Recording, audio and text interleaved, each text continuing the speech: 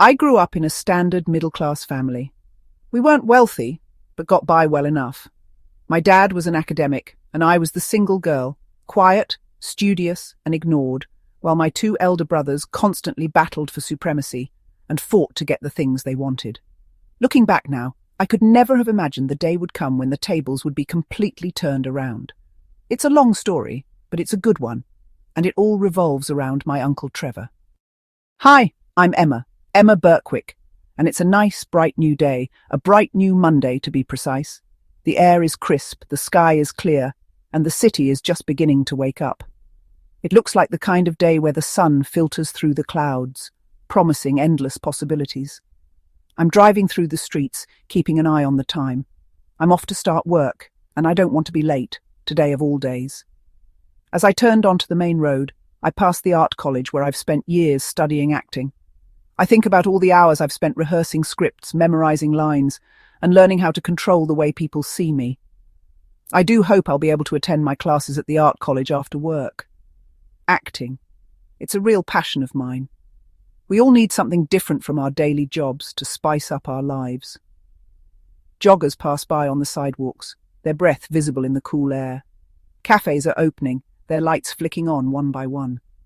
The smell of coffee and fresh pastries drifts through the air, mixing with the usual city scents, cars, pavement, and the faint trace of last night's rain. The drive to work feels surreal. My small car hummed steadily as I passed familiar sights. There's the cafe where I've spent countless mornings sipping lattes and reviewing case files. There's the park, lush and green, where I'd escape to clear my head or work on monologues for acting class. But I'm getting ahead of myself. Today isn't just any Monday. It's the Monday after a week that changed everything, and it all started with Uncle Trevor's funeral. Uncle Trevor was buried just last Tuesday, but this was what he'd wanted. I must say that has to have been the most eventful, interesting and exciting funeral I've ever attended, without exception, or more specifically, its aftermath. And most of the guests would probably agree with me.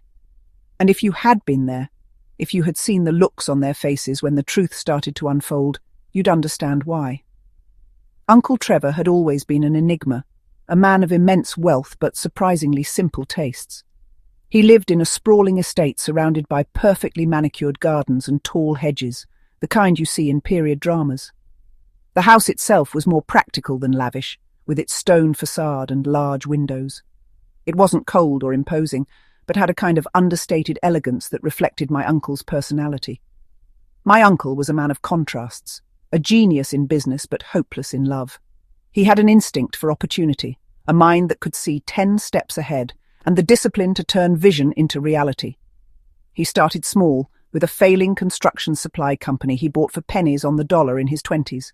Within 5 years, he had transformed it into the leading supplier of specialized industrial materials across the East Coast, striking exclusive deals with developers and undercutting competitors with his sharp negotiations. That was just the beginning. Over the next 4 decades, he built an empire: real estate, technology startups, high-end hospitality, and even a brief foray into aerospace. If there was an undervalued market, Trevor Berkwick found a way to exploit it. When everyone doubted e-commerce in the late 90s, he invested early in logistics infrastructure, selling it for 10 times his investment within a decade. When luxury boutique hotels started gaining traction, he saw the shift in travel trends before the major chains did, launching a line of exclusive urban retreats that catered to high-net-worth travelers. Uncle Trevor was a genius at picking stocks, or picking which businesses would succeed and which would fail. He'd made his fortune through savvy investments, turning failing companies into thriving businesses over the years. He never led a lavish life, but I wouldn't call him a miser. He supported lots of charities. He just hated being cheated. By the time he died, my uncle owned skyscrapers, patents, and entire blocks of prime real estate. His business moves were legendary, aggressive, brilliant, and at times ruthless. And yet, despite all his success, love was his greatest weakness.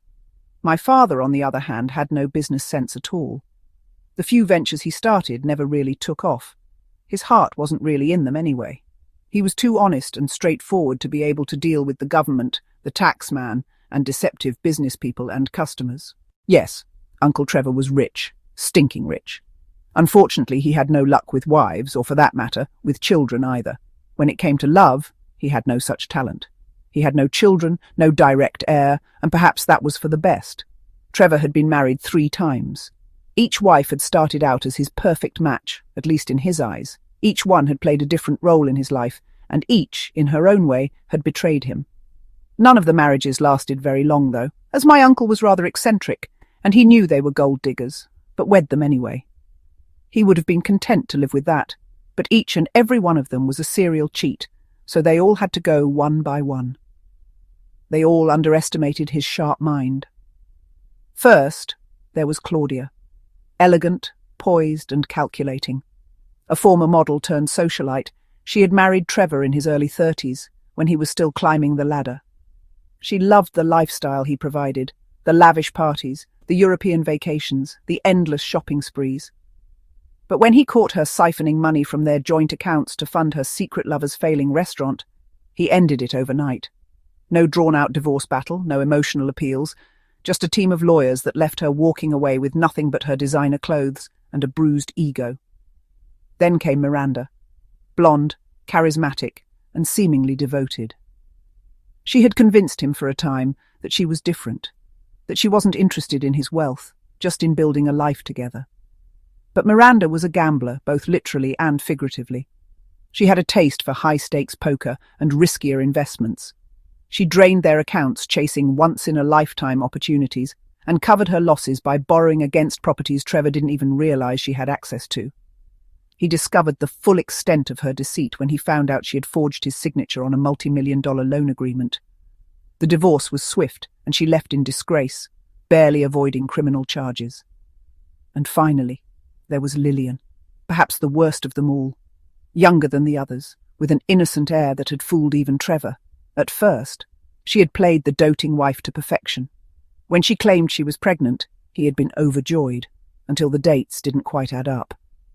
Trevor was a man who paid attention to detail, and something about the timing nagged at him. A private investigator confirmed his worst fears. The child was another man's. Lillian had assumed he would never question it, that he was too desperate for an heir to notice the truth. She was wrong. She left with nothing, and almost went to jail for fraud, she and her boyfriend. After Lillian, Trevor never married again. He had learned his lesson. His experiences had left him skeptical of people's intentions and disillusioned with relationships. He would joke with me, saying, "Emma, the only mistress I've ever had any luck with is the stock market." Despite his cynicism about love and his failings in relationships, Uncle Trevor wasn't bitter, just pragmatic. He never let sentiment cloud his judgment, especially in business. But for those he respected, he was incredibly generous to anyone who deserved it. He had a big heart. He supported multiple charities without ever seeking recognition. He also mentored young entrepreneurs, investing in businesses that others overlooked. He funded scholarships for underprivileged students and helped rebuild struggling communities. But he had no tolerance for greed, dishonesty, or laziness. If someone crossed him, they were cut out permanently. No second chances. That's what made him both respected and feared. Though a little strange, he had a quirky sense of humour. I was very fond of him, and he seemed to have a big soft spot for me, his youngest niece, and he got on well with kids. He'd play with them as if they were his age mates, riding bikes, running races in his garden, or slurping ice cream cones. They adored him. My 2 older brothers, Keith and Malcolm, were different. They weren't quite as fond of him, though they did pretend a lot. They saw him as a stepping stone to their own ambitions, each vying for his favour like knights competing in a joust. They both joined my uncle's firm as soon as they could. After all, it was inevitable that one of them would get the lion's share of the company and the coveted chief executive role. Indeed, my uncle took great pleasure at hinting that one or the other was ahead in the race. He would deliberately make an offhand remark at family dinners that would plunge Keith or Malcolm straight into depression and tie their stomachs in knots. No one had any idea who he really favoured, though, and that's exactly how he liked it. During our private lunches, Uncle Trevor would regale me with the traps they would set and the tricks the brothers would play on each other as they tried to undermine or sabotage the other's efforts.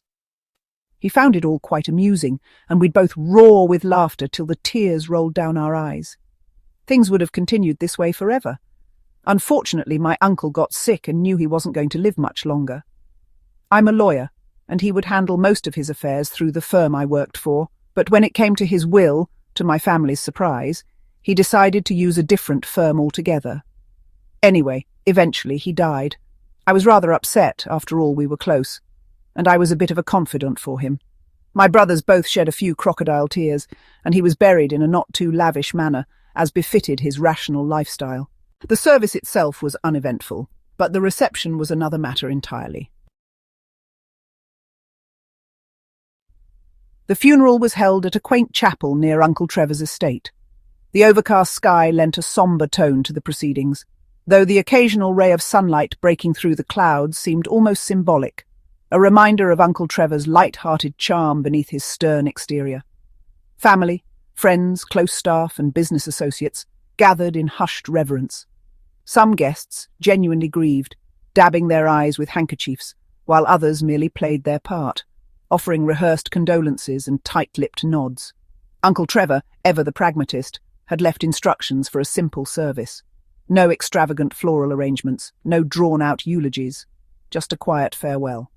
Keith and Malcolm both arrived impeccably dressed in suits that probably cost more than the value of my car, but they looked uneasy and tense, their wives glued to their sides like polished ornaments. Keith's wife, Angela, clutched his arm a little too tightly, her knuckles pale, while Malcolm's wife, Vivian, busied herself adjusting the hem of her coat, avoiding eye contact with anyone. They both shed a few obligatory tears, but their eyes betrayed restless anticipation. Their attempts at solemnity were unconvincing, their minds were clearly elsewhere. Everyone knew Uncle Trevor's wealth was the elephant in the room. Uncle Trevor's burial was as understated as his life. No grandiose gestures, just a quiet, dignified farewell. The casket, polished walnut with simple silver handles, was lowered into the ground with practiced precision. The priest's voice droned on, offering final blessings, but Keith and Malcolm barely listened. Their eyes remained fixed on the grave, though their minds were already elsewhere. Then came the reception. We all assembled in the entertainment hall of Uncle Trevor's estate, a room that felt like a time capsule of his personality. The walls were adorned with oil portraits of ancestors, their painted eyes seemingly watching, judging. Dark wood panelling and antique bookshelves exuded an air of dignity and authority, just like Uncle Trevor himself. Things were going smoothly when, unexpectedly, a new item was added to the order of events: the reading of the will. It was going to be done publicly. Both my brothers and their wives looked rather nervous when it was announced.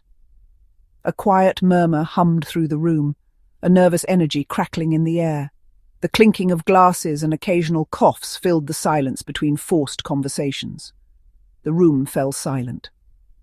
Keith and Malcolm exchanged uneasy glances, their wives fidgeting nervously. They'd spent years jockeying for Uncle Trevor's favour, each convinced they were the chosen one, each convinced that soon their patience and scheming would be rewarded. Then came another surprise announcement. The murmurs ceased as the executor, a tall man with silver-rimmed glasses, cleared his throat and gestured vaguely toward the stage. A huge projector screen was lowered from the ceiling over the stage. Confused glances were exchanged, and a ripple of unease spread through the crowd. "Ladies and gentlemen," the executor began, his tone measured, "Trevor Berkwick left explicit instructions that, instead of a traditional will reading, you will instead be hearing directly from him today." I was surprised myself. Despite our closeness, he hadn't mentioned anything like this to me. There were a few gasps, a few raised eyebrows. The air buzzed with whispers and the clinking of glasses as people speculated about the change. A murmur of disbelief and excitement erupted in the hall. Had he recorded a bombshell message? Guests and family all jostled to the front. No one wanted to miss any of this. Malcolm glanced at Keith, his expression darkening. Angela shifted uncomfortably, while Vivian clutched the pearl necklace around her throat, as if bracing for a blow.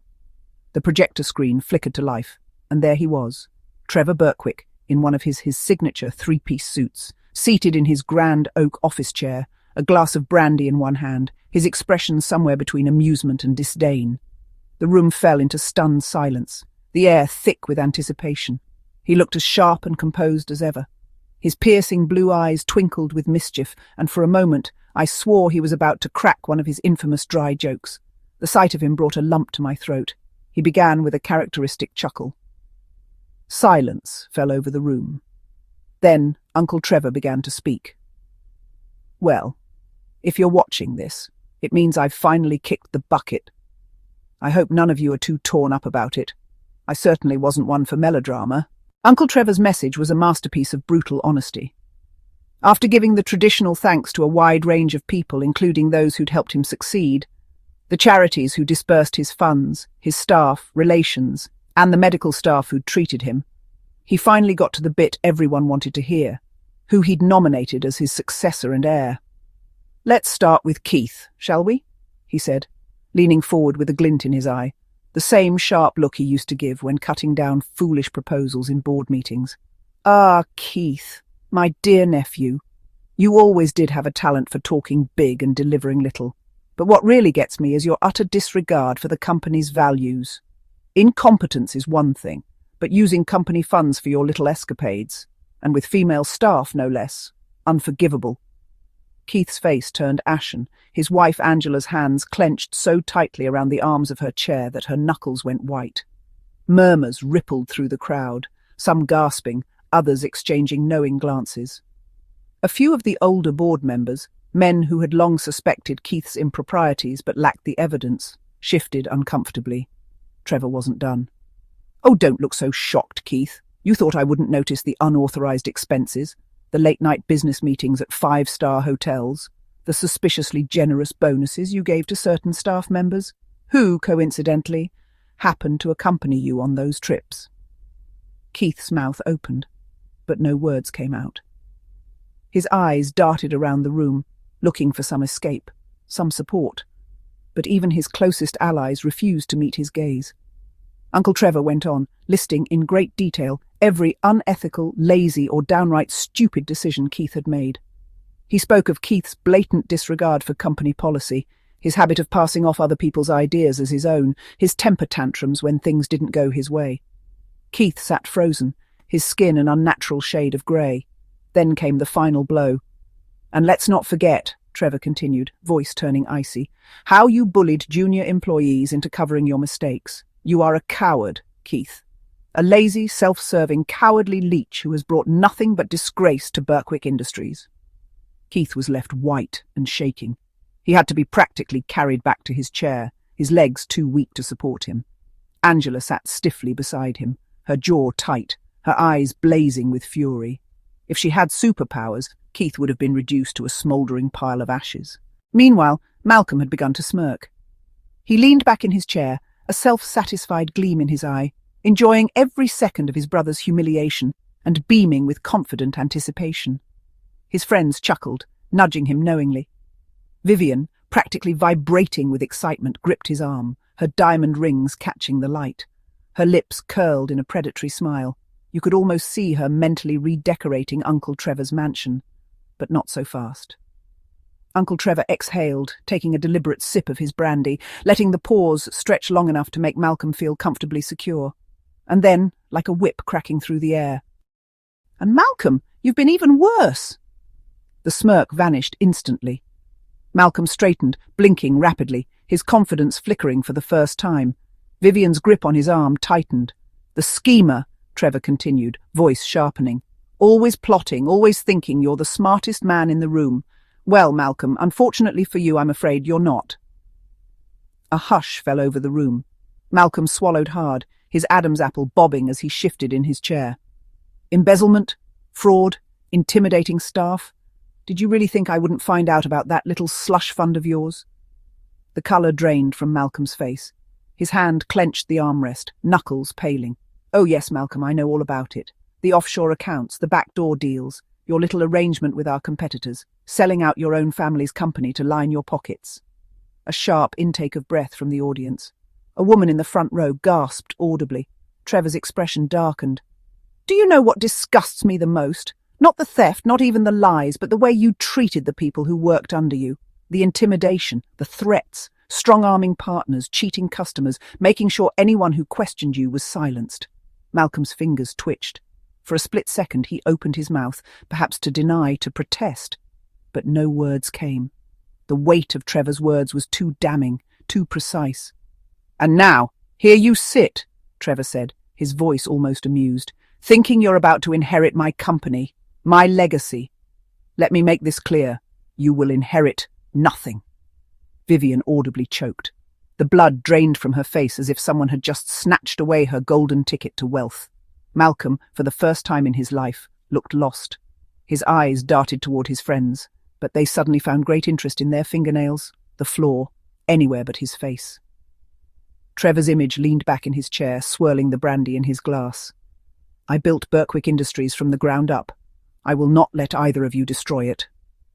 Silence. Malcolm slumped back, his breathing uneven. He didn't even try to argue. What was the point? Trevor had dismantled him piece by piece, his every secret laid bare. The video continued, but for Malcolm and Keith, the world had already unravelled. Uncle Trevor leaned forward slightly, his tone growing even colder, his piercing gaze seeming to cut through the very screen. The room, already tense, seemed to hold its breath. "Both of you," he continued, his voice carrying the finality of a judge delivering a death sentence, "are hereby dismissed from the company, effective immediately." A shocked murmur rippled through the crowd. Keith made a strangled sound in his throat, as if someone had just punched him in the gut. Malcolm, for once in his life, was speechless. "Oh, and don't bother contesting this," Trevor added, a cruel smile tugging at the corner of his lips. "You've both breached your contracts in ways that would make your lawyers weep." Keith sputtered, finally finding his voice. "You can't—" "I can and I have," Trevor cut in smoothly, as if he could hear Malcolm from the grave. "And just to ensure you don't crawl your way back in, let me make one thing crystal clear. Your company stocks? Revoked." A stunned silence fell over the room, as if the entire gathering had collectively forgotten how to breathe. Even those who had enjoyed watching Keith and Malcolm's earlier humiliation now exchanged wide-eyed glances. "It's in your contracts," Trevor continued, his voice utterly devoid of sympathy. "Check the morality and fraud sections if you're not sure where to look. I made sure of it." Keith looked like he might be sick. His hands shook slightly as Angela recoiled from him, disgust written all over her face. Malcolm, on the other hand, sat perfectly still, staring at the screen, his mind clearly racing. He had schemed and manipulated for years, but never had he anticipated this. Then came the buzz, an electric murmur that spread through the guests like wildfire. If not Keith or Malcolm, then who? People whispered in hushed, excited tones.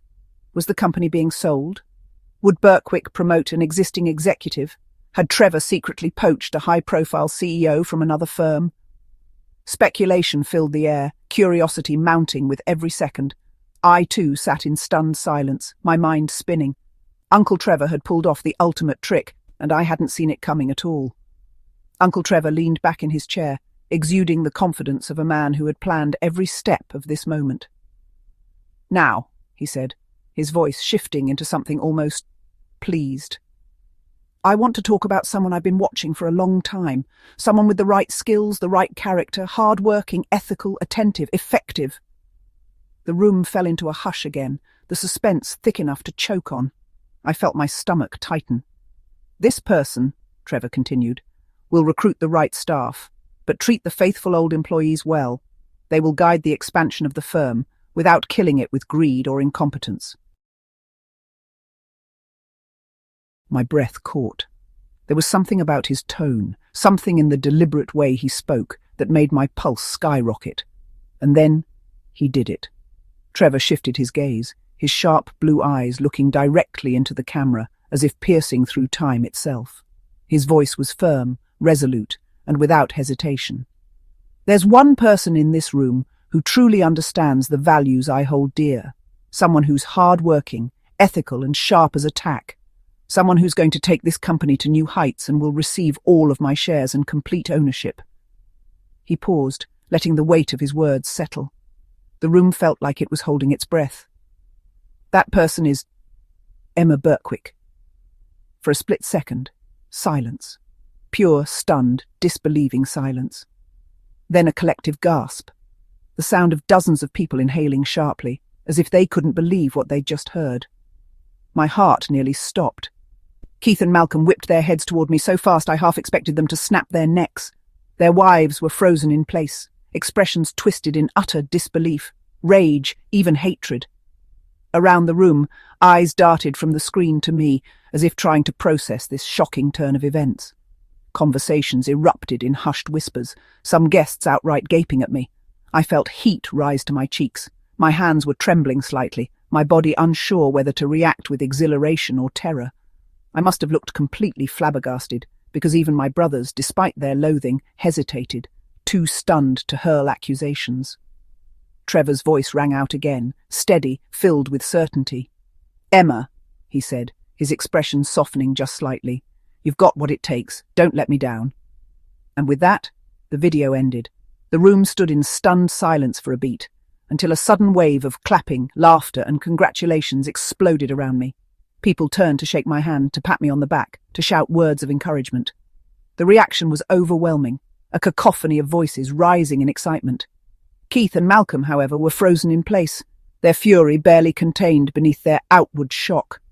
Their wives looked utterly devastated, Vivian's hands gripped into fists so tight her knuckles were white.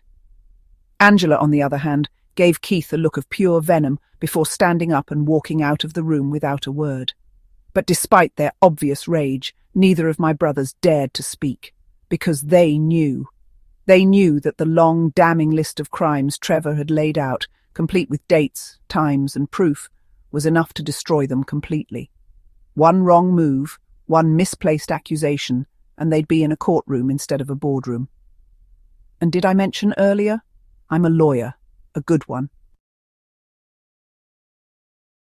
As I sit here now, my hands resting lightly on the steering wheel, my eyes scanning as I pull into the sleek, modern parking lot of Berkwick International, I can't help but smile. A slow, knowing smile, the kind that comes with the satisfaction of a battle well fought and well won. Uncle Trevor's faith in me wasn't misplaced, not for a second. Of course, all of this didn't just happen passively. It wasn't luck, and it certainly wasn't handed to me. It was the culmination of 5 years of tireless, painstaking work, studying the company, learning its intricacies, watching from the sidelines while Malcolm and Keith gorged themselves on corruption and arrogance. All the while, I played my part to perfection. I was the quiet observer, the dutiful niece, the harmless little lawyer who visited her uncle out of affection. They never saw me as a threat. Why would they? In their minds, I was just Emma, the girl who wouldn't understand business. But my uncle knew better. I'd spent years being secretly mentored and trained by him and his most trusted associates, honing my skills, absorbing knowledge like a sponge. And more importantly, I was the one who had uncovered my brother's schemes piece by rotten piece. I knew when they lied. I knew when they stole. I knew when they thought they were invincible. And I let them believe it. I'd proved my value. This wasn't manipulation. It was justice. Malcolm and Keith had underestimated me from the start. I remember suffering through Malcolm's condescending responses, his smirk always tinged with that smug superiority only fools possess. "It's business, Emma," he'd say with a sneer. "You couldn't possibly understand." He thought he was being clever. He had no idea I was cataloguing every word. He was wrong about me. They both were. I did love and care for my uncle, and in return he saw me for who I truly was. He didn't just have great affection for me, but he also recognized not only my natural abilities, my sharp mind, my attention to detail, my relentless pursuit of truth, but also the qualities that made me excel as a lawyer. My passion for doing things well, my appreciation for hard-working people, my unwavering love for integrity, something I did indeed inherit from my father. And of course, my ability to look wide-eyed and innocent while absorbing every last detail, every secret, every betrayal, storing it all for the perfect moment. Trevor had seen through the facade long before anyone else, and he had nurtured it. He had employed my investigative skills to quietly and methodically unearth the depths of Malcolm and Keith's corruption. He had given me the tools to compile detailed dossiers. Every shady deal, every intimidation tactic, every stolen dollar. Dates, times, witnesses, evidence, all meticulously recorded, because while Trevor had always been ruthless, he also understood something about me that my brothers never did. I was just like him. It had been my suggestion to use another firm to manage his will. I needed distance, I needed plausible deniability, and I needed to make sure no one, not my brothers, not their greedy wives, not their desperate allies, could ever claim I had orchestrated this from the shadows. So I did what I did best. I played my role. The shocked, unsuspecting niece. The woman who had no idea her world was about to change forever. And it worked. Brilliantly. Remember my passion for acting? Those acting skills had come in handy too, as I feigned complete shock at the reading, when my long-term plans came to fruition at last. You see, that was my brother's big mistake. Or to be more precise, their catastrophic mistake. They'd both completely underestimated me. But Emma, you might be thinking, you said Uncle Trevor had pulled a fast one. That's true. You see, even I hadn't anticipated Trevor's final stroke of brilliance. The old man surprised even me. I had known he planned to expose my brothers. I had known he wanted the world to see them for the frauds they were. But I hadn't expected him to read his own will, to deliver his judgment from beyond the grave, to orchestrate the ultimate reckoning with a smile on his lips and a twinkle in his eye. It was an entertaining masterstroke, icing on the cake. I guess you could call it his farewell present to me. A final act of theatre, crafted with the same precision and cunning he had spent a lifetime perfecting. I take a slow breath and step out of the car, adjusting my blazer. My heels click sharply against the pavement as I make my way toward the towering glass entrance. The morning sun glints off the company's gleaming facade. It reads, Berkwick International, a symbol of everything I'm about to take on, everything I've fought for, everything I now own. It's Monday, a bright new day full of promise and potential. And I'm not late. Hope you enjoyed Emma's tale. Have you ever had major family issues over money, betrayal, or other events? Drop your wildest stories in the comments. Let's talk about it. And more importantly, let's learn from it. And don't forget to like, subscribe, and hit that notification bell for more real-life stories you won't forget in a hurry. Next, you should watch the story popping up on your screen right now. It's a good one.